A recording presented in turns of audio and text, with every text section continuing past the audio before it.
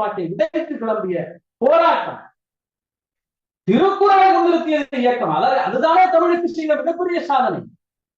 1929 திருக்குறளை புத்தகமாக போட்டு எவ்வளவு பெரிய 6 பைசாவுக்கு புத்தகமாக போட்டு ஐயா அவர்கள் அதனுடைய மூலத்தை விற்பனை செய்கிறார். நல்ல விற்பனை போன உடனே ஒரு விற்பனையாளர் என்ன செய்வாங்க, இன்னும் கூடுதலா வச்சு சிறப்பா போட இருப்பாங்க. ஆனால் ஐயா அவருக்கு மகிழ்ச்சி, இந்த திருக்குறள் போய் சேர்ந்திருக்கிறதே, இந்த மக்களிடத்திலே போய் சேர்ந்திருக்கிறது என்று அதை 4 பைசாவுக்காக குறைத்து மீண்டும் மக்களிடத்திலே கொண்டு போய் சேர்த்தார்.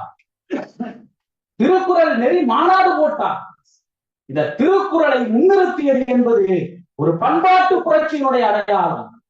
ஏனென்றால் அவர்கள் ராமாயணத்தையும் கம்பனையும் முன்னிறுத்திக் கொண்டிருந்தார்கள்.